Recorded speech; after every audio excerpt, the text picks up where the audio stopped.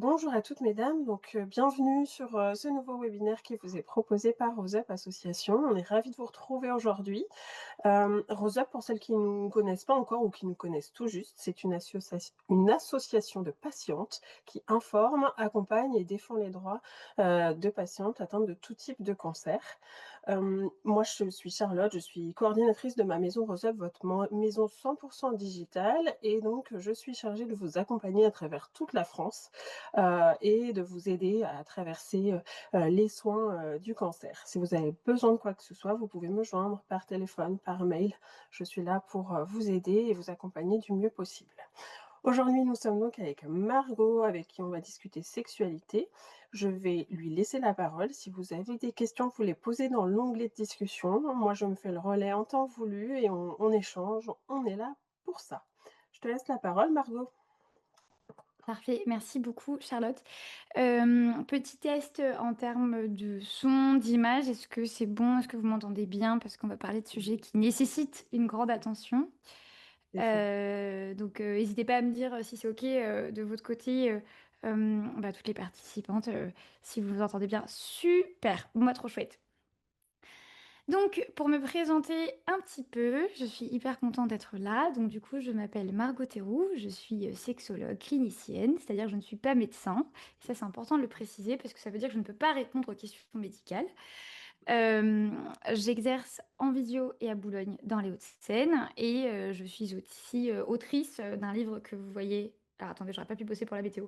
Qui s'appelle La Malbaise, qui a été publié en avril et j'interviens de temps en temps sur France 2 dans une émission aux côtés d'Agathe Le Caron pour parler de sexualité et de couple. Voilà.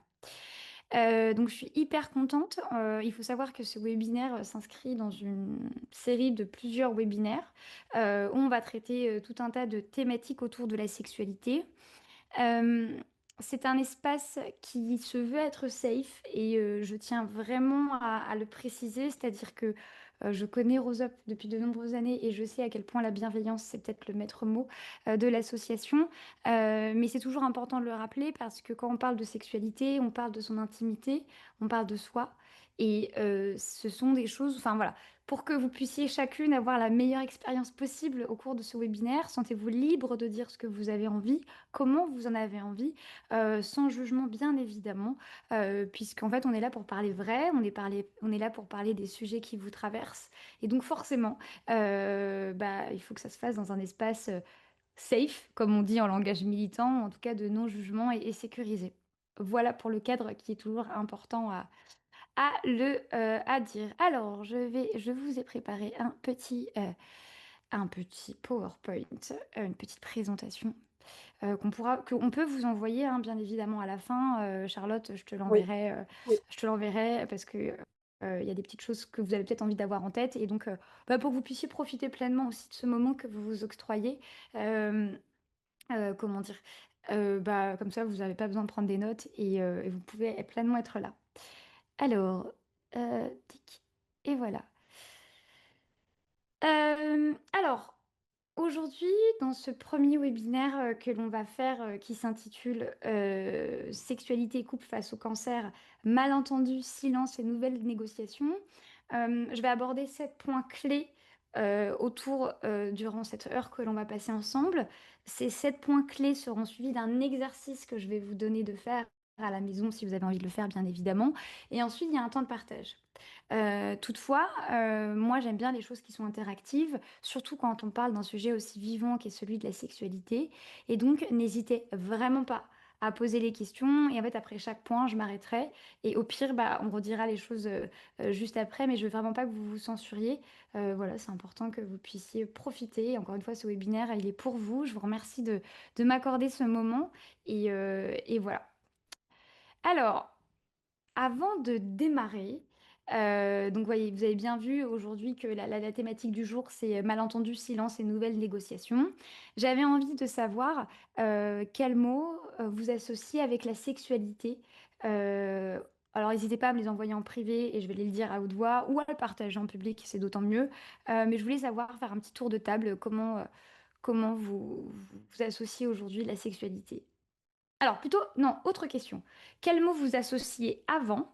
Et ensuite, on va faire quel mot vous associez aujourd'hui. C'est mieux. Alors je vous écoute. Donc, Soraya, c'est avant ou OK. Donc là, on est sur la sexualité avant la maladie. Ouais, OK. L'amour, le couple avant, OK.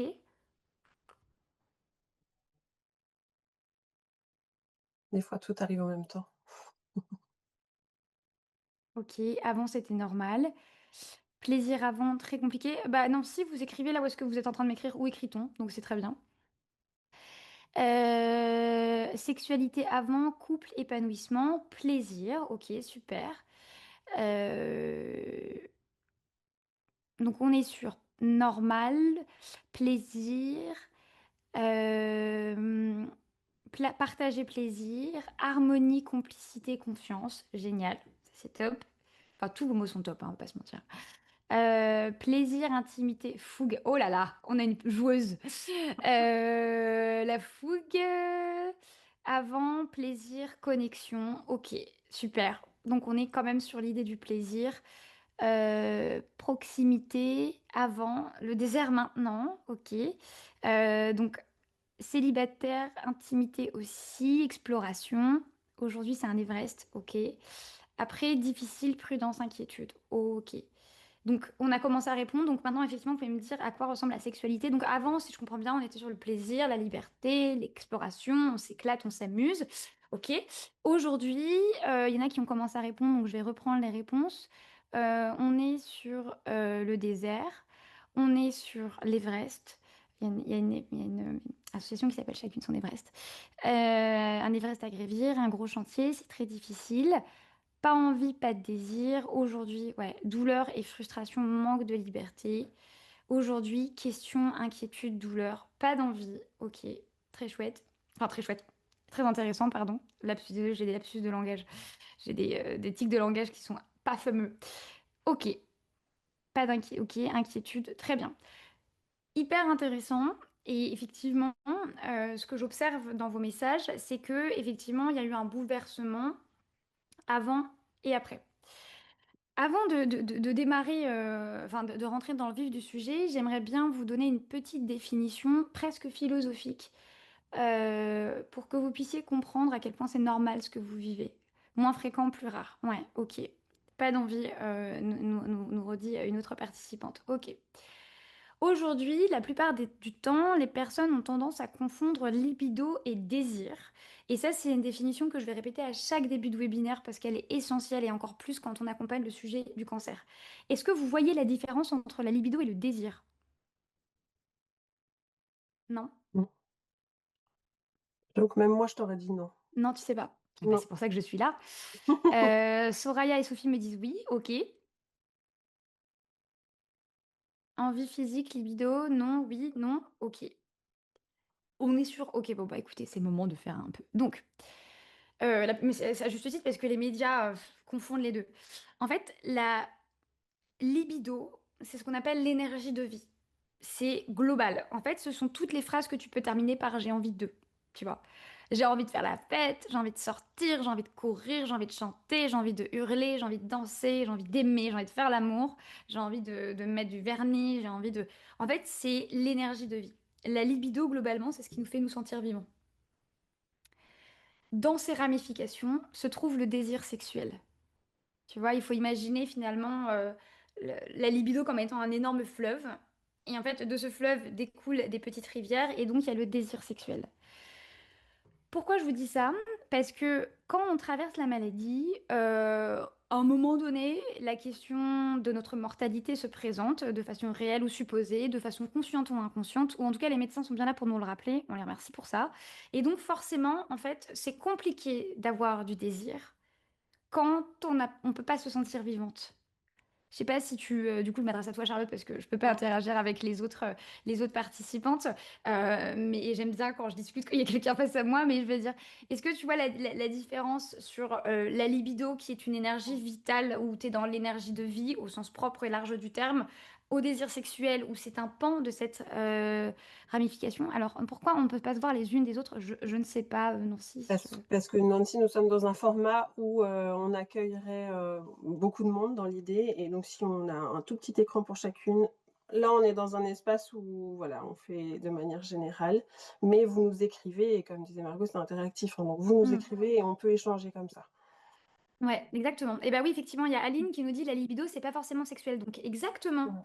En fait, quand je travaille avec mes patientes en consultation, mes patients, moi, je leur demande ce qui leur fait se sentir vivante. Et par exemple, bah, typiquement, les femmes qui sont en postpartum, quand elles sont très, très, très, très mamans, en fait, le fait de travailler sur ce qui les fait se sentir vivantes en tant que femme et pas qu'en tant que mère, en fait, ça fait qu'elles commencent à, je sais pas, sortir avec leurs copines, faire la fête, faire du sport, aller dans des musées, juste prendre une heure pour elles. Et bien, en fait, fait que le désir sexuel, généralement, revient. C'est pas magique, mais ça revient tout de suite après. Voilà. Et donc, travailler la libido, avoir en tête que dans la libido, c'est se sentir vivante, ça explique déjà beaucoup de choses sur quand on traverse des épreuves difficiles comme la maladie ou comme je vous le disais, la question de la mortalité est présente d'une façon ou d'une autre. Bien, en fait, c'est sûr que ça nous renvoie à un truc de se dire, mais comment je peux réussir à me sentir vivante et par voie de conséquence à avoir du désir quand, en fait, tout l'univers médical, des médicaments est quelque chose de très mortifère. Enfin, vous voyez, aller à l'hôpital, c'est pas fun, quoi. Enfin, vous le savez mieux que moi. Il y a pas de légèreté, il n'y a pas de vivant là-dedans, en fait. Et comme je vous disais, je parle vraiment pas sur le sens propre du terme, mais aussi au sens figuré. Voilà. Donc déjà, ça explique aussi beaucoup pourquoi j'ai certaines femmes qui, bah, effectivement, après la maladie, ont du mal aussi à re-rentrer dans leur désir parce qu'en fait, elles ont du mal aussi. Enfin, il faut du temps et c'est légitime et c'est normal après tout ça. Voilà, c'était mes petites précisions, mais qui donnent déjà en fait un. J'ai une vision un peu philo de la sexo, hein, vous m'excuserez. C'est, ça permet d'apporter un peu de grain à mood. C'est bien de remettre les choses à plat pour commencer.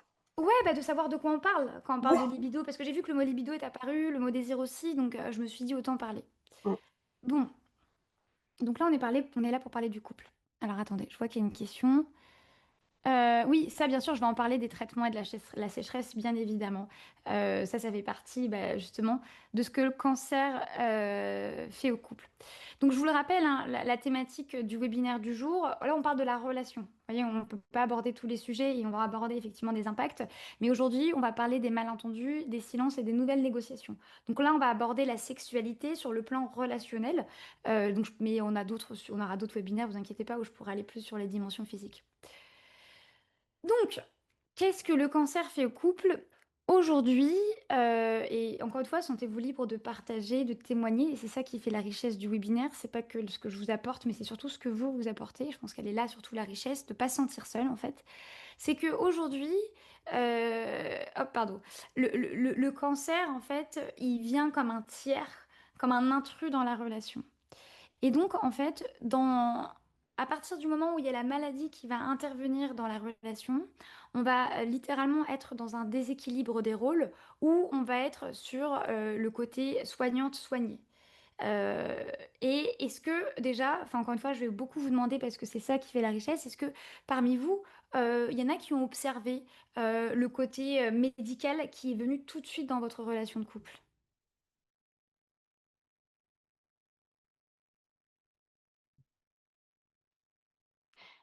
Petite question, Charlotte, je sais pas si est-ce que quand j'ouvre le chat, tu le vois à l'écran ou pas?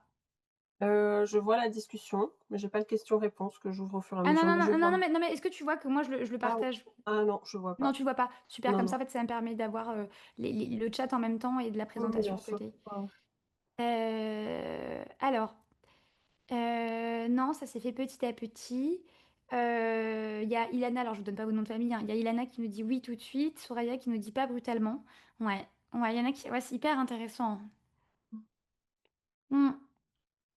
Oui, Sophie, vous soulevez, enfin on va se tutoyer entre nous.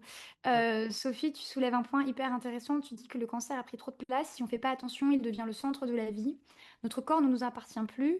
L'agenda est imposé. Tout à fait. Il y a cette espèce de finalement de corps médicalisé et du corps médical au sens propre du terme, comme de votre corps qui est médicalisé, qui vient écraser tout le reste. Et effectivement, Élise, elle abonde totalement dans ce sens. Elle dit le médical au sein de la relation petit à petit. Et il y a Imen qui dit surtout l'après qui est le plus difficile. Effectivement. C'est-à-dire que quand. Ah, pardon. Et en plus, vu que mon corps a été meurtri, il a peur de faire mal. Bah, c'est exactement ça, tu vois, Imen. C'est mon troisième point. C'est-à-dire que, en fait, quand la maladie arrive, on rentre dans une dimension où tout devient médicalisé, le toucher est médicalisé, les soins, et en fait la maladie prend une place énorme à juste titre. Mais dans la relation, bah, effectivement, elle n'en fait pas exception, puisque peut-être dans le rôle, il y a votre partenaire, partenaire homme ou femme, hein, attention, je présume pas du tout que vous êtes toutes hétérosexuelles.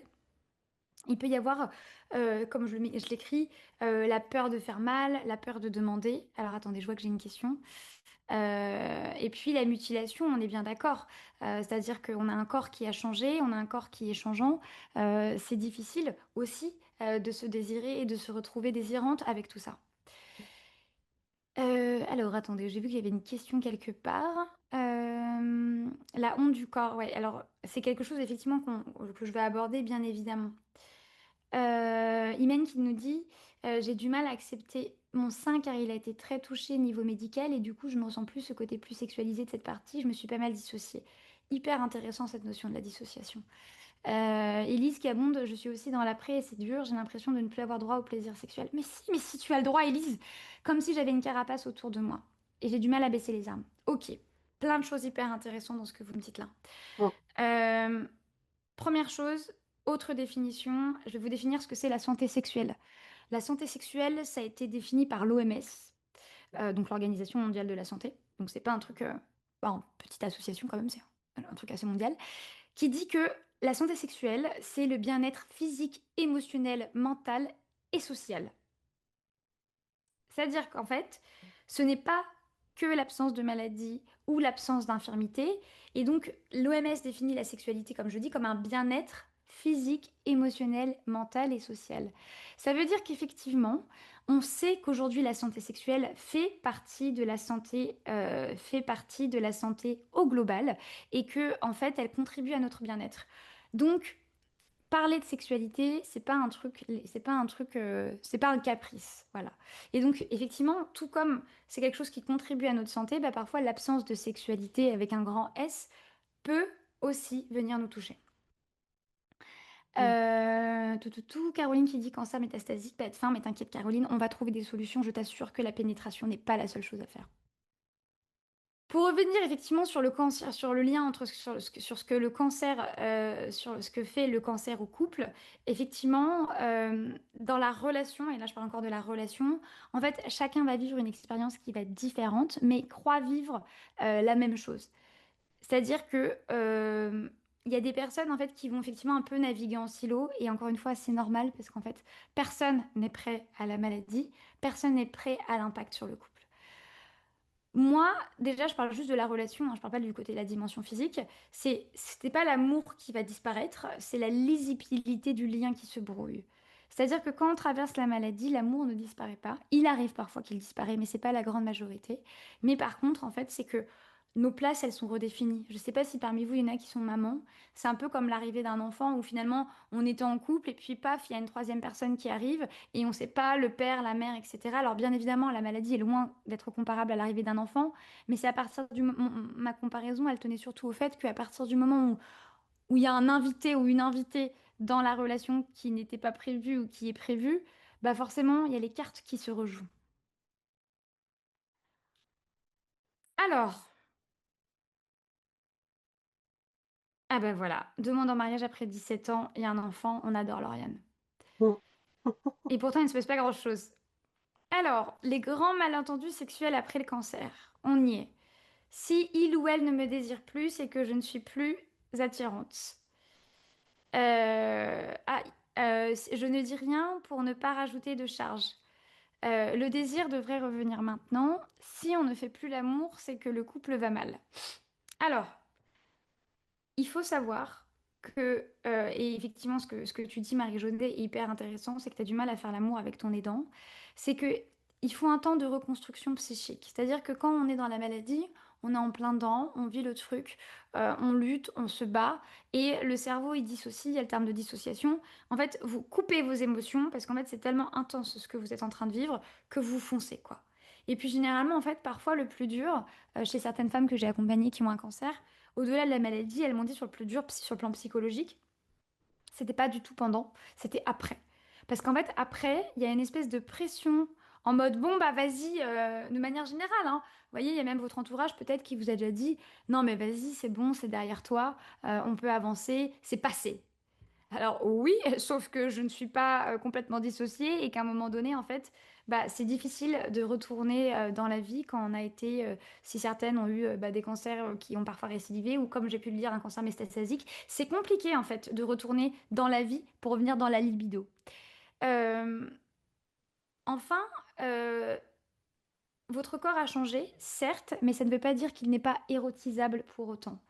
J'avais interrogé dans un podcast que j'ai qui s'appelle Basium, une femme qui a eu un cancer du sein et que j'avais rencontrée à la Maison Rose d'ailleurs il y a quelques années. Je crois que c'est l'épisode 2 qui s'appelle Une splendide cicatrice, où elle explique finalement comment le cancer est venu redistribuer les cartes et l'a forcé, les a forcés, entre guillemets, grosses guillemets avec son mari, dans le bon sens du terme, à être inventifs. Voilà. Et aujourd'hui, effectivement, quand on quitte, quand on quitte l'arène, et oui, oui, j'avais compris, Aline, merci. Mais aujourd'hui, quand on quitte l'arène de la maladie et qu'on retourne dans la vie et qu'effectivement, euh, c'est toujours difficile en fait de se dire que le désir doit revenir maintenant. On va dire en mode bon, bah c'est bon, c'est fini, ça doit revenir. Et en fait, non, parce qu'en fait, c'est un nouveau corps que vous avez, mais plus qu'un nouveau corps, j'ai envie de vous dire, vous êtes une nouvelle femme. Vous êtes une nouvelle femme, il y a un nouveau corps qui arrive, et donc forcément, ça met un peu plus de temps. Et encore une fois, vous voyez, la quatrième, le quatrième malentendu qui est si on ne fait plus l'amour, c'est que le couple va mal, ça c'est complètement faux. Il y a une question que je ne pose, alors jamais, excuse-moi, je bois juste un peu d'eau. Hum. Il y a une question que je ne pose jamais en consultation, qui est la fréquence des rapports. La fréquence des rapports, en aucun cas, ce n'est un indicateur du bien-être sexuel de votre couple. Parce que moi, j'ai des couples qui vont faire l'amour toutes les semaines, mais bon, ça va être nul, ou lui ou elle va se forcer. Et donc, bah, en fait, si c'est juste pour se dire on fait l'amour toutes les semaines, franchement, ça sert à rien. Et j'en ai qui vont faire l'amour une fois par an et que je ne vais pas voir parce que, en fait, c'est leur rythme et il y a un temps pour tout. Et ils trouvent leur sexualité très agréable comme ça, et c'est ce qui compte. Alors, le problème, et encore une fois, hein, je vous rappelle, la thématique du webinaire, c'est sur les malentendus, c'est que souvent, la sexualité, bon, déjà, les médecins n'en parlent pas. J'avais une stat de, oh là là, je sais comment ça s'appelle, c'est pas l'INCA, c'est l'Institut du cancer. Ah si, c'est l'INCA, je crois. Et c'est l'Inca. Oui. Ouais, c'est l'INCA de Oui. l'Institut national du cancer. J'ai plus la stat en tête, mais qui disait que je crois qu'il y avait un médecin sur deux qui parlait pas de sexualité. Et donc finalement, oui, Aline, avec grand plaisir, évidemment, je vous le redis hein, sur la question de la fréquence, c'est évidemment normal. Euh, Effectivement, Karine, vous nous dites quelque chose en privé hyper intéressante. Vous dites les médecins n'en parlent pas et quand on leur en parle, pas de réponse. Exactement. Voyez, aujourd'hui, moi, il y a un truc qui m'énerve un peu et je vais tâcher de pas m'énerver avec vous. C'est cette putain de silence qu'il y a autour de cette question-là. C'est-à-dire qu'il y a trois silences. Il va y avoir le silence pour protéger l'autre. Il va y avoir, par exemple, votre partenaire va pas vous en parler. Il va y avoir le silence parfois par honte, gêne ou peur du rejet. Et ensuite, il va y avoir le silence médical internalisé qui va dire que non, mais vraiment, vous voulez vraiment qu'on parle de sexualité alors que vous avez un cancer? Bah oui, en fait, oui. Parce qu'il y en a une qui me l'a dit, plusieurs vous me l'avez dit, la sécheresse vaginale, mais parlons-en. Si j'ai du désir mais que je suis incapable de lubrifier, mais qu'est-ce que je fais? Enfin, vous voyez? Et donc aujourd'hui, je crois que c'est un médecin sur deux, ou enfin bref, c'est énorme les statistiques où les médecins n'en parlent pas. Et moi, j'ai envie de vous légitimer dans le fait d'en parler avec le corps médical, s'il y en a qui sont encore en contact avec le corps médical, c'est que la santé sexuelle, je vous l'ai dit il y a quelques instants, fait partie intégrante de la santé. Donc, si l'OMS, l'Organisation mondiale de la santé, dit que la santé sexuelle fait partie de la santé, c'est bien la preuve qu'on peut en parler. Or, c'est prioritaire. Moi, j'ai des femmes que j'accompagne qui ont des cancers du sein, et en fait, tout au long des traitements, leur façon à elles de tenir, c'était de maintenir une vie sexuelle. Mais quand je dis sexuelle, je parle pas que de pénétration, je parle de toutes les pratiques, je parle même d'un baiser langoureux, etc.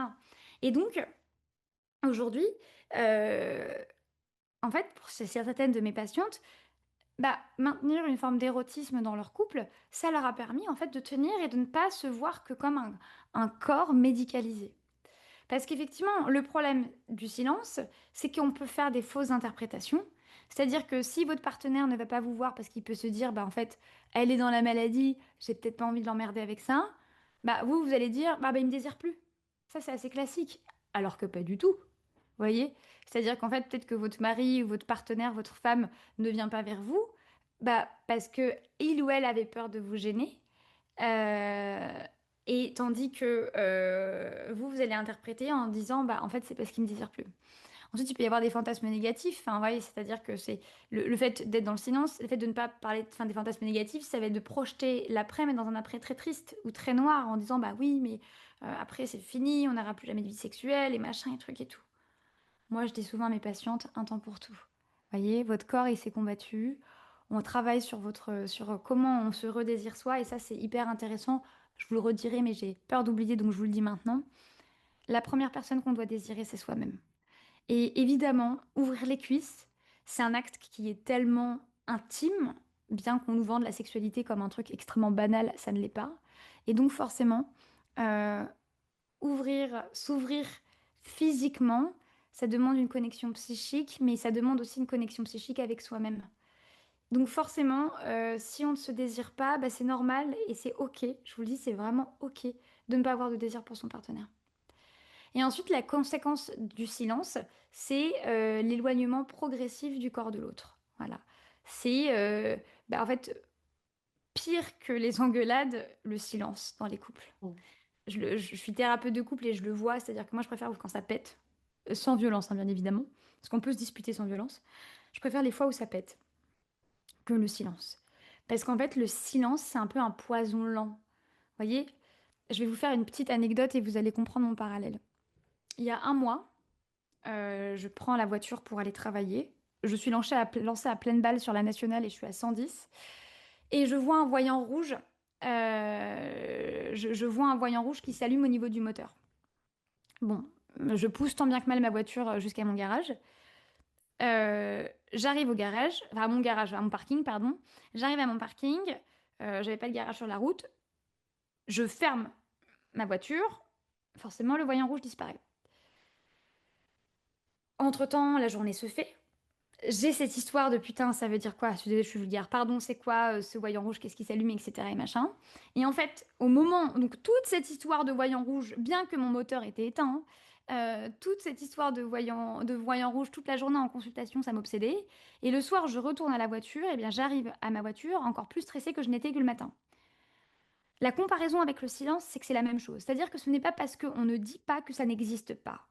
Et plus on va mettre de la distance, plus le silence va avoir le temps de prendre la place, et plus il va y avoir, en plus de la frustration, une charge émotionnelle négative qui va être extrêmement forte. Vous voyez, c'est-à-dire que j'ai déposé ma voiture dans mon parking le matin. Bon, j'étais un peu énervée, mais un peu stressée, mais ça allait.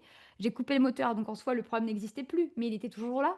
Et bien, bim, je récupère ma voiture le soir, j'étais tout aussi stressée. C'est la même chose. Ne pas parler dans la relation, ne pas parler de sexualité, ça a le même impact. On pense que c'est salutaire, mais ça ne fait que décaler le problème avec une plus grande intensité. Voilà, moi, la phrase que j'ai envie de vous dire là-dessus, sur ce point-là, c'est que le silence n'est jamais neutre n'est jamais neutre dans l'intime. Parce que c'est pas parce qu'on ne parle pas que ça n'existe pas. Mmh. Quatrième point, quand la sexualité devient interminée. Là, on rentre dans le deep. Euh, on peut avoir plusieurs peurs. Votre partenaire peut avoir plusieurs peurs. Peur de faire mal, peur de réveiller la maladie, ça c'est quelque chose que j'ai entendu souvent. La peur d'être égoïste et la peur d'imposer. Parce que, en fait, on a toujours tendance un peu à présupposer les envies et les désirs de l'autre. Et donc, que ce soit vous comme votre partenaire, il peut y avoir, enfin lui là pour le coup je parle de lui ou de elle, il peut y avoir cette idée de voilà j'ai peur de faire mal, j'ai peur de déclencher la maladie avec à cause des hormones, à cause de quoi, j'ai peur d'être égoïste. En mode moi j'ai beaucoup de partenaires qui me disent, enfin des dents, partenaires aidants, enfin peu importe le mot, mais qui me disent bah elle est en train de se battre pour un truc. est-ce que ça fait pas le petit gamin, enfin, vous voyez, c'est comme s'il me dit il y a une Seconde Guerre mondiale et c'est comme si je demandais si on pourrait mettre, on pourrait mettre un pantalon bleu, quoi. Voilà, c'est un peu la caricature que j'ai souvent. Et je dis bah non, parce qu'en fait, quand bien même, quand bien même il se passe rien, pour elle comme pour vous, c'est agréable de se dire bah en fait je suis désirée. Et c'est agréable de désirer aussi parce que on a tendance très souvent à associer à dire le désir avec la mise en action. Je sais pas si vous me suivez. C'est-à-dire que parfois on pense que dire que l'on a du désir pour quelqu'un, ça veut forcément dire vouloir passer à l'acte. Mais pas du tout. Pas du tout. C'est le moment un peu philo et je pense que c'est une définition que pareil, je répéterai souvent au cours des webinaires. Le désir, ça vient du latin desiderare, qui vient de la racine sidérare, qui signifie étoile. Et donc, le désir, ça signifie l'absence d'une étoile dans le ciel. C'est beau, hein? Mmh. Et donc, forcément, le désir ne veut pas spécialement vouloir dire vouloir faire l'amour. Enfin, vous voyez, on en est très loin. Le désir, c'est l'absence ressentie enfin, c'est le manque ressenti par l'absence d'une étoile dans le ciel. Donc, dire que l'on a du désir pour son ou sa partenaire, ça veut pas dire qu'on veut faire l'amour. Ça veut juste dire qu'on ressent un manque. Après, la question, c'est qu'est-ce qu'on fait de ce manque? Et je pense qu'effectivement, on peut verbaliser son désir, même s'il se passe rien après. Mais ça, malheureusement, les médias on nous présente la sexualité comme une espèce d'enchaînement presque logique de bim, je t'embrasse, bim, j'ai du désir, bim, je te dis que j'ai du désir, bim, on fait l'amour. Mais en fait, non, personne n'a dit qu'on pouvait faire comme ça, c'est écrit nulle part. Et donc forcément, quand on a peur de tout ça, de faire mal, de réveiller la maladie, d'être égoïste ou d'imposer, il y a très souvent un évitement. Il peut y avoir une sexualité très douce, très gentille. Si c'est votre cam, super. Si par contre, c'est pas une sexualité que vous aimez, ça devient plus compliqué. Ou alors, ce qui arrive dans la grande majorité des cas, un arrêt total avec aucun mot posé. Et là, c'est la double peine, quoi. Vous dites purée, j'ai la maladie et en plus, il se passe rien et je comprends pas pourquoi. Et donc, moi, j'aimerais bien vous rappeler, en vous le disant, enfin, j'aimerais bien vous rappeler que très souvent, l'évitement, c'est une dans ce contexte-là, hein, c'est souvent une tentative d'amour et c'est pas un désintérêt. Vous voyez, c'est extrêmement maladroit, vraiment, je crois que même c'est le synonyme de la maladroitesse, mais que dans ce contexte-là, l'évitement, c'est une forme de preuve d'amour, c'est le fait de pas gêner, de pas vouloir déranger, et en aucun cas, c'est le signe d'un désintérêt.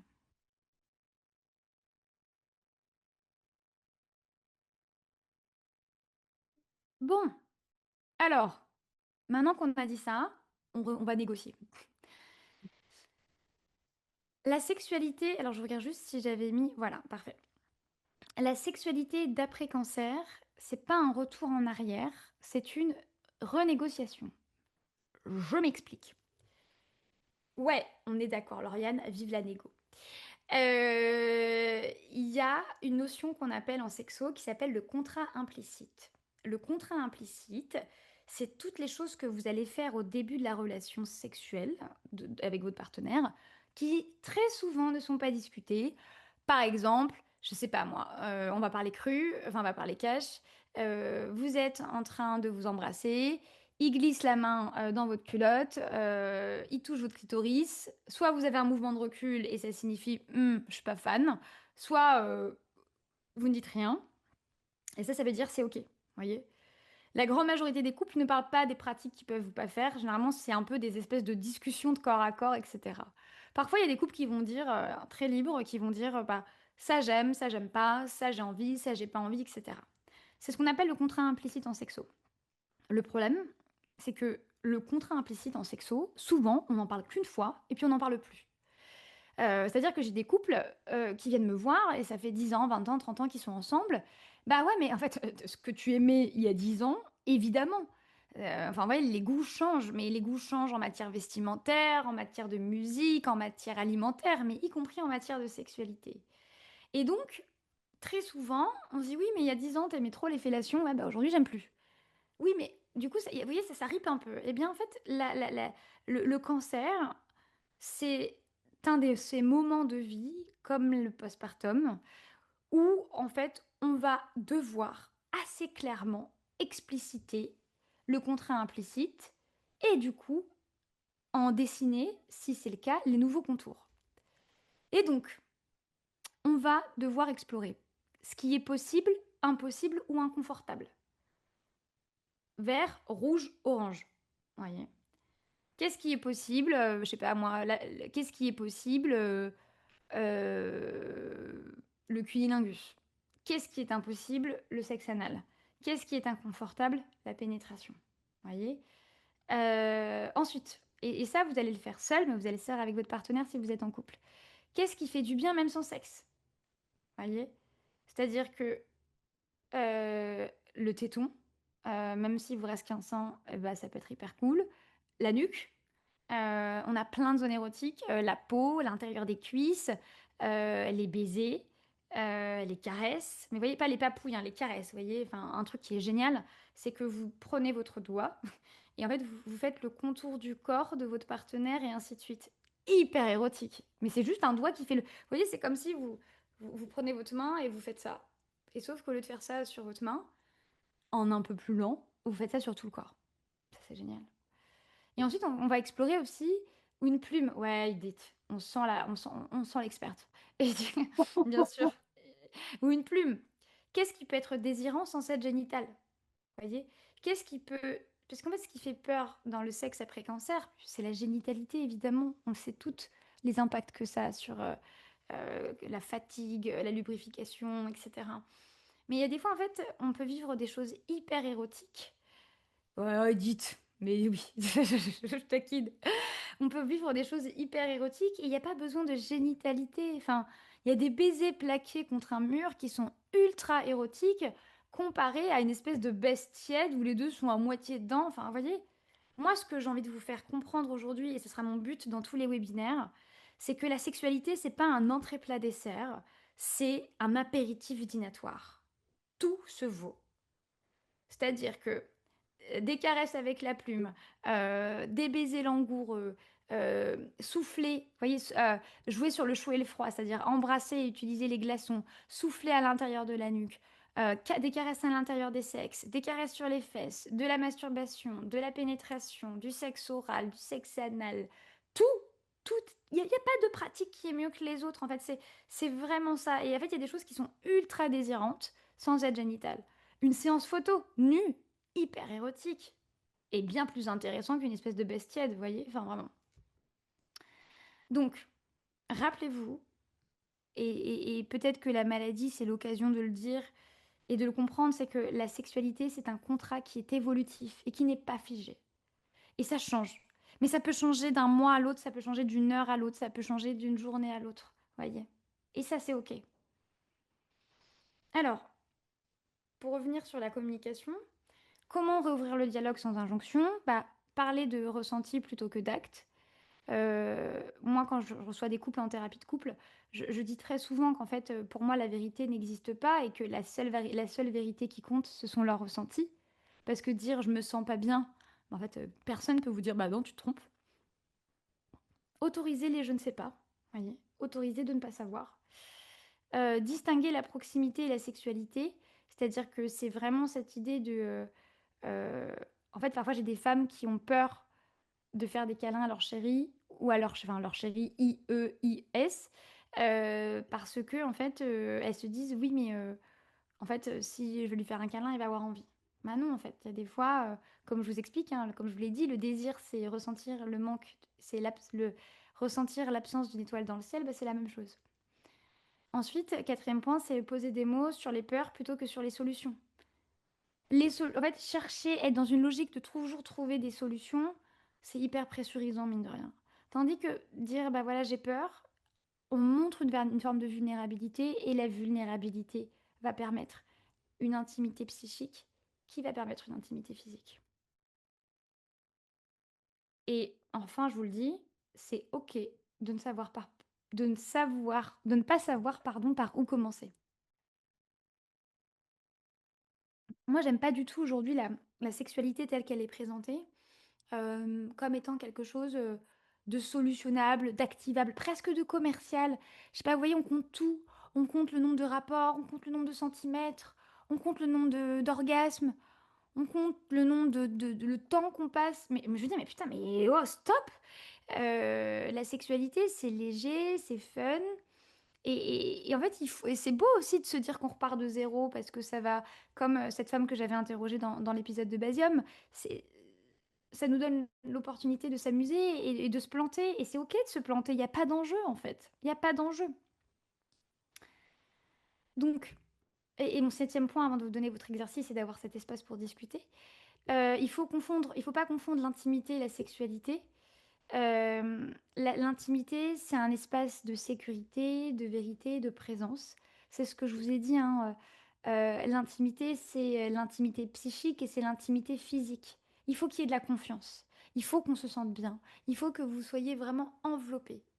La sexualité, c'est une option possible de l'intimité physique, mais c'est en aucun cas une obligation. Et en fait, quand on a vécu cette épreuve que vous avez vécue, que vous êtes en train de vivre, il faut du temps, il faut reprendre connexion avec son corps, se redécouvrir, se réapproprier son corps aussi. Et, et c'est pour ça que la notion de sécurité, elle est hyper importante. Vous avez besoin de vous sentir en sécurité à ce moment-là. Et encore une fois, la sexualité, elle peut être multiple, hein. Vous voyez, une séance de photos nues, c'est hyper érotique. Enfin, il peut y avoir plein de choses. La sexualité, c'est une option possible, mais ce n'est jamais ni l'obligation, ni la finalité.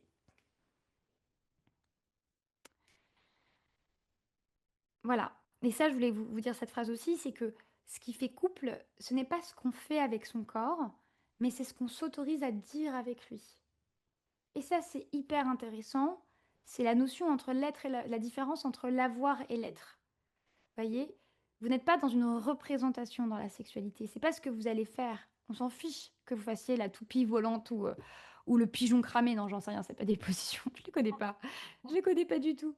Par contre, ce qui va être hyper intéressant, c'est ce que votre corps va vous dire. Et ça va être de se dire, OK, vous voyez, vous parlez à votre corps en disant, OK, tu m'as accompagné dans un truc qui est vraiment pas ouf, vraiment, hein. Mais maintenant, en fait, on va kiffer un peu. Et on va voir, on va trouver, on va découvrir ensemble les zones de kiff. Et autorisez-vous à vous planter, autorisez-vous à écouter ce corps-là. Ça se trouve, il va vous toucher, et puis l'instant d'après, vous n'allez pas aimer. Et en fait, c'est cette redécouverte-là qui, moi, m'émeut énormément quand j'accompagne les couples, parce que je la trouve extrêmement belle, en fait. De se dire, voilà, ce corps, il a un vécu, il a vécu quelque chose d'hyper dur, et ben maintenant, après avoir vécu tout ça, on va le chouchouter. Et la sexualité, ça va être l'espace pour le chouchouter. Vous voyez? Et là où on pense que la sexualité, c'est une injonction, ce qu'elle ne doit pas être, ça doit être un espace où vous allez pouvoir dire des choses, vous allez pouvoir kiffer et vous allez pouvoir mettre le plaisir. Peu importe où vient le plaisir. Donc, pour terminer, ensuite je vais vous laisser 10 minutes de questions-réponses si vous voulez. Je vous ai proposé un exercice qui est ce que je crois, ce que je ressens, ce que je n'ose pas dire. Voilà. Donc c'est à faire en couple, donc soit direct après le webinaire, soit en direct, soit après le webinaire. Globalement, c'est un exercice qui va durer 10 à 15 minutes, un petit peu plus longtemps, mais bon, voilà. Et l'objectif, c'est de sortir des interprétations silencieuses.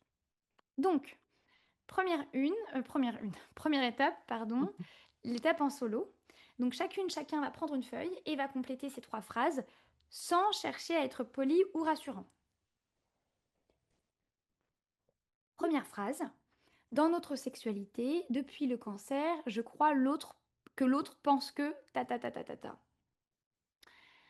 Ce que je ressens vraiment sans toujours vouloir le dire, c'est ta ta ta ta ta ta.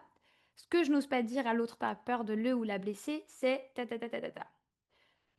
Là, l'objectif, c'est vraiment d'écrire pour vous, pas pour convaincre ni pour rassurer. Ensuite, la deuxième étape, c'est que du coup, vous avez chacune fait votre exercice de votre côté. Vous allez lire une seule phrase, celle qu'il ou elle choisit. Et l'autre écoute sans répondre, sans rassurer et sans juste écouter. Voilà. Donc, en fait, vous allez vous dire les mêmes phrases, mais vous ne devez pas réagir. Et enfin, l'étape 3, et ça c'est magnifique parce que en fait ça c'est un exercice pour la communication non violente, c'est terminer les phrases et dites à voix haute chacune. Ce que j'entends, c'est que tu vis quelque chose. Vous voyez, par exemple, si vous avez dit Dans notre sexualité, depuis le cancer, je crois que l'autre ne me désire plus. Et bah, votre partenaire va dire, bah, ce que j'entends, c'est que tu vis quelque chose, que tu as l'impression que je ne te désire plus. Eh bien, je veux qu'on cherche ensemble comment prendre soin de nous à partir de là. Voilà. Et vous allez dire chacun ça, et puis ensuite vous allez dérouler les solutions, ou en tout cas les pistes. Et en fait, le fait, c'est un exercice de communication non violente, où tous les deux, vous allez pouvoir parler de votre perception sur l'impact de la maladie, sur ce que vous ressentez, mais que vous n'arrivez pas à le dire, sur ce que vous n'osez pas dire. En fait, ça va permettre de désamorcer et de créer déjà une première conversation. Cet exercice, il n'est pas là pour relancer la sexualité, hein, qu'on se le dise. Il n'est pas là pour il est là pour rouvrir un espace de parole sans solution activable. Je vous ai parlé de la solution juste avant, mais je veux dire sans en mode bon bah on va le faire, on va devoir faire ça, ça et ça.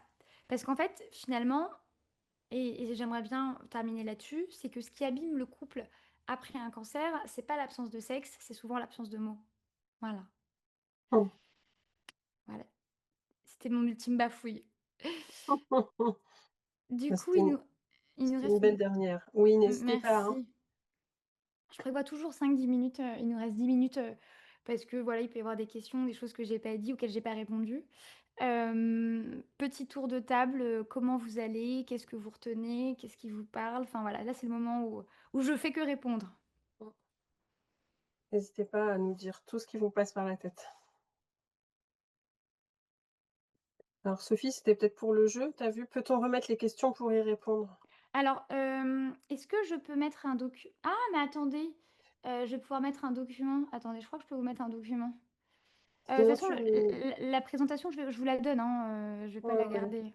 tu me l'envoies. Attends, j'étais en train de t'écrire un mail pour que tu aies mon adresse mail, comme ça tu me l'envoies et nous on a un espace, Mais je pour peux nous pas la mettre. mettre, je peux pas la mettre, sur bon, Peut-être. bon, bah, écoute, ouais, je veux bien. Mmh.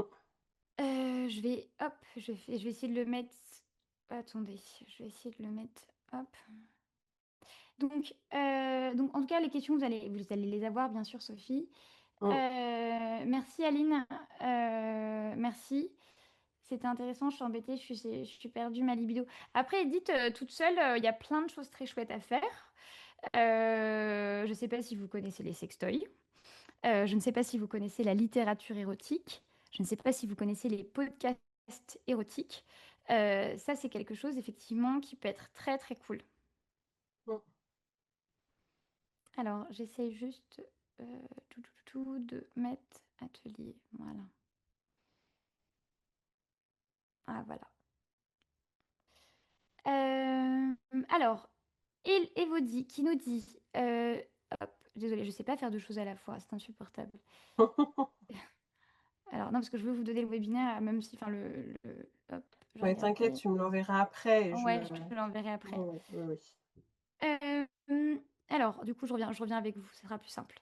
Donc, comment réagir lorsque le partenaire bloque tati tatou si j'essaie de relancer le dialogue? Bah, eh bien, moi, ce que je dis, c'est que une absence de réponse est une réponse en tant que telle. Donc, s'il bloque, on ne parle pas de sexualité, par contre, on va s'intéresser au blocage. Et donc, on va lui dire, bah, pourquoi il vient d'où le blocage, qu'est-ce qui te gêne dans la sexualité, etc. Voilà. Je pense qu'en fait, au lieu de parler de sexualité, enfin, tu vas devoir parler du blocage de ton partenaire. Et puis, si jamais ça bloque, bah, pourquoi pas lui proposer une séance en sexo, voir un sexologue, une thérapeute de couple une thérapeute de couple pour avoir peut-être un espace neutre pour aller en parler. Euh, Oh, trop mignonne, Karine, merci. 15 ans de vie avec le cancer et grâce aux astuces, je revis que de temps perdu. C'est pas du temps perdu. Il y a encore du temps. On va trouver des solutions. La balle est dans. Alors, Marie-Josée qui nous dit la balle est dans mon camp, c'est difficile. Pas de pression, Marie-Josée. Le sexe, c'est du kiff. Donc, on y va tranquille. Pas de pression. Un jour après l'autre. Moi, j'aime bien dire un stress par jour. On y va vraiment tranquille. Lauriane, je me suis inscrite par curiosité. Ça me conforte dans ce que je pensais. Ça m'apporte des clés avec plaisir. Élise, avec l'hormonothérapie, je sens que ça bloque les hormones et que chimiquement, je suis modifiée. Ça, c'est vrai. Mais par contre, vous pouvez y aller tranquillement. Vous pouvez aller susciter votre désir d'une autre façon. Je le disais tout à l'heure à Edith, je crois. Aller nourrir cette curiosité érotique, écoutez des podcasts érotiques. Moi, j'adore Vox, ou sinon il y a Femtasy, il y a Hot Stories, qui sont des histoires érotiques. En livre, il y a le livre Désiré, incroyable. Je crois que c'est par Louis Média, où ce sont 10 histoires de femmes qui racontent des histoires érotiques. Donc ça veut dire qu'on n'est pas sur un male gay, c'est-à-dire qu'on est sur des nanas qui parlent de cul, et c'est franchement chouette. Ouais. Ah, non, si tu connais. C'est trop bien. Tati tatou. Pour écouter votre présentation, je suis d'accord, des mots avant des actions à tout prix. Oui, oui, oui. La communication, c'est un outil qui est tellement sous-coté en sexualité, mais maladie, pas maladie. Il n'y a rien de plus sexe que des gens qui parlent de sexe. Enfin, vous voyez, enfin, je sais pas si vous avez déjà arrivé, moi je suis hyper curieuse, et quand je suis au restaurant et que j'entends des gens parler de sexualité, j'ai mon oreille qui est intriguée, vous voyez. Et donc, ouais. Nancy, oui, Jouissance Club, c'est bien, mais c'est très pratico-pratique. Jouissance Club, c'est un guide qui explique comment faire des super fellations, des super cunnilingus. Là où le livre Désiré, ce sont des nouvelles érotiques. Et moi, je trouve que par exemple, les femmes qui ont été éloignées un temps de leur désir, et c'est ok, parce qu'en fait, la sexualité, c'est comme ça, bah en fait, lire de la littérature érotique, c'est hyper doux. Vous êtes tranquille à la maison, dans votre plaid, ça vous titille un petit peu, et en fait, c'est juste ça, ça fait du bien. Je vais essayer de vous trouver le livre parce qu'il y en a plusieurs. Alors attendez. Hop, je le conseille à toutes mes patientes et elles en sont fans. Didadou, dadou. Alors voilà, je le conseille tellement que Mmh. il est en surgras. Alors, comme ça, si vous cherchez. Vous voyez, moi, en fait, moi, je pense on a toutes du désir en nous. C'est juste que des fois, il est un peu plus éteint et en fait, il faut juste trouver la petite porte par laquelle le désir va rentrer. Et il y en a certaines, ça va être des visuels, il y en a, ça va être des auditives, il y en a, ça va être un peu les deux. Et en fait, laissez-vous le temps et voyez ça un peu comme une exploration de vous-même, voyez. Mmh. Euh, alors, Sophie, j'ai pris l'option de ne pas avoir de rapport pendant la chimio sous peine de risquer les infections urinaires. Oui, mais nous en avons parlé et c'est ok, on se rattrapera après. Exactement, Sophie. Un temps pour tout, on se met pas la pression. Ce qui compte, c'est votre santé et on va éviter de vous taper une infection urinaire.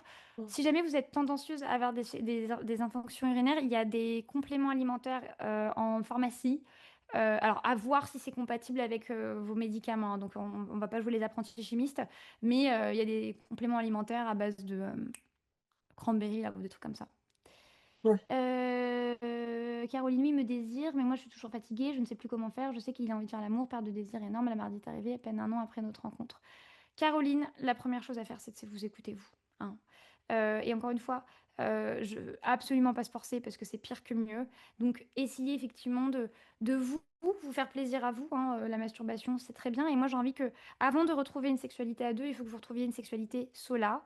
Les doigts, les pommeaux de douche, les sextoys, que vous vous redécouvriez toute seule et ensuite on verra pour votre partenaire. Mmh. Aline, vraiment, avec ce que vous avez dit, je vois la sexualité tout autrement et c'est tant mieux. Oh, mais merci. Ça va du coup peut-être plus facile d'en parler de façon plus légère, moins dramatique. Ouais, tout à fait. Merci. La maladie continue de progresser, évidemment, en plus. Est-ce que tu peux nous envoyer des liens avec les sites où tu peux trouver les sex toys? Ça te dérange pas, bien sûr. Non, sex toy, moi je conseille le passage du désir. Mon préféré de tous les sextoys, c'est le Coco de la marque Puissante. Pouf, c'est une boîte française faite par une meuf. Autant vous dire que si on peut soutenir les femmes entrepreneurs, on le fait. Et voilà. Caroline, je suis perdue, j'ai peur de le perdre car je ne réponds pas à sa besoin. Alors, Caroline, à partir du moment où un homme fait du chantage affectif, et ce qui n'est pas ton cas, mais je te le dis pour info, à partir du moment où un homme dit si on fait pas l'amour, je te quitte, c'est toi qui dois le quitter. En fait, la sexualité, c'est pas le pilier du couple. La sexualité, c'est un des piliers du couple, mais c'est un couple qui, enfin, je veux dire, à un moment donné, je vais être un peu vulgaire, Caroline, excuse-moi, mais à un moment donné, merde, quoi. T'es en plein dans un cancer, tu peux pas être partout, tu peux pas avoir la tête dans les médicaments, enfin, tu vois, on pense à la libido. Donc, ce qui est intéressant, parce que j'ai pas envie de te laisser sans rien, c'est que très souvent, les hommes que je reçois en consultation qui se plaignent de l'absence de désir de leur femme, c'est que, en fait, il faut savoir que les mecs, ils sont énormément définis par la sexualité. tu vois? C'est-à-dire qu'en fait, aujourd'hui, c'est quoi un mec dans notre société actuelle? C'est un mec qui bande, c'est un mec qui fait l'amour, c'est un mec qui gagne de la thune et c'est un mec qui a du pouvoir. Et donc derrière l'absence de sexualité se cache très souvent, une absence de reconnaissance, la peur de pas être désiré, de pas être aimé. Et donc pour l'apaiser un petit peu, ce qui peut être intéressant, c'est de se dire, en fait, toi, aujourd'hui, qu'est-ce qui te gêne dans l'absence de sexualité? Si te parle du coup de la pulsion, c'est du mytho, hein, les hommes n'ont pas de pulsion, c'est pas les femmes ont des besoins, les hommes ont des pulsions, ça c'est faux. Par contre, ce qui peut être intéressant de creuser, c'est de se dire: «Qu'est-ce qui te gêne dans l'absence de sexualité?» Et très souvent, c'est parce que les hommes ne se sentent pas désirés. Voilà. Mmh. Voilà, je fais très, très rapidement parce qu'il nous reste que quelques minutes, mais en tout cas, je voulais pas te laisser sans rien, te pouvoir donner quelques pistes. C'est une bonne piste. Et c'est des conneries, c'est des foutaises, c'est des inventions médicales, de dire qu'un homme a des pulsions auxquelles il faut répondre. C'est ni plus ni moins qu'une justification du viol conjugal et non, ça je refuse. En tout cas, c'est bien d'avoir donné toutes ces pistes-là de même de podcast, Ouais, c'est génial. Parce que le donc podcast, c'est quelque chose qu'on peut mettre en œuvre, très facilement en plus de mais maintenant. oui!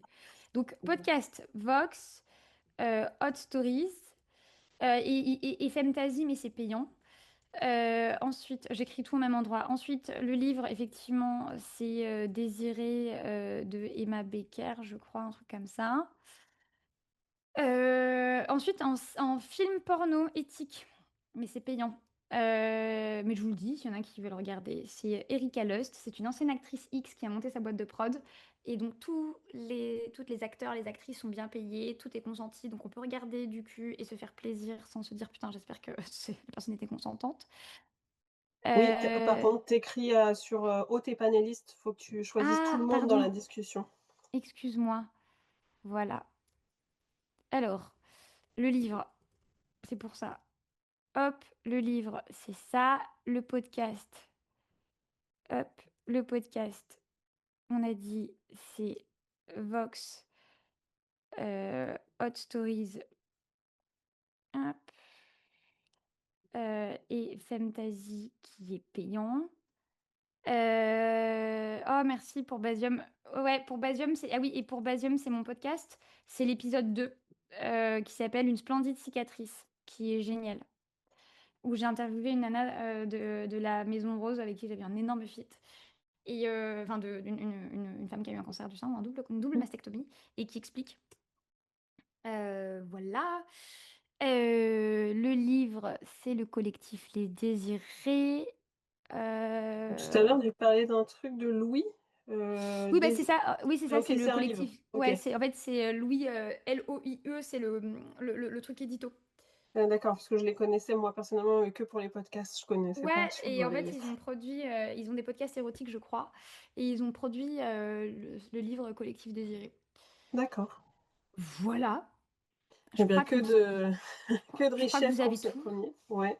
Voilà. Bon, bah, écoutez, Merci beaucoup Margot. Si vous avez des questions, quoi que ce soit, mesdames, vous hésitez pas à me solliciter et moi aussi je peux vous répondre à force d'écouter des choses et sinon, on se retrouve, bah, le mois prochain aussi, hein, on aura un autre webinaire ouais, et puis je vous mets à dispo la présentation de Margot tout à l'heure. Dès que je la reçois, je la mets sur vos espaces personnels. Voilà. ouais et puis, si vous avez envie de, bah, de lire des oh merci Lise. Si vous avez envie de lire, ce que j'écris sur les réseaux, je suis ultra active, donc vous pouvez me suivre sur, Instagram margot_terrou et comme ça, en fait, ça va vous donner une autre vision de la sexualité qu'on peut vous présenter parce que tout ce que je vous dis là, je le dis sur les réseaux devant 19 000 personnes, mais c'est la même. Donc voilà. Donc n'hésitez Mmh. pas à m'écrire, à faire des petits mots si le webinaire vous a plu, enfin peu importe. Mais j'ai très envie de vous emmener vers autre chose avec une autre vision de la sexualité qui est beaucoup plus cool, beaucoup plus chill et moins capitaliste, enfin rentable. Enfin, vous voyez, ce truc moche de retour sur investissement, quoi. Mmh. Merci, merci beaucoup. Je crois que tu en as ravi plus d'une Avec avec tous tes grand conseils et plaisir. ton enthousiasme et moi aussi Merci. d'ailleurs. Merci beaucoup Margot et on se retrouve le mois Merci. prochain. Ça Au marche. Et revoir à Charlotte, toutes. je te laisse m'écrire pour que je t'envoie Ouais, le petit mail. Ok? À ça bientôt. marche. Au revoir. Au revoir.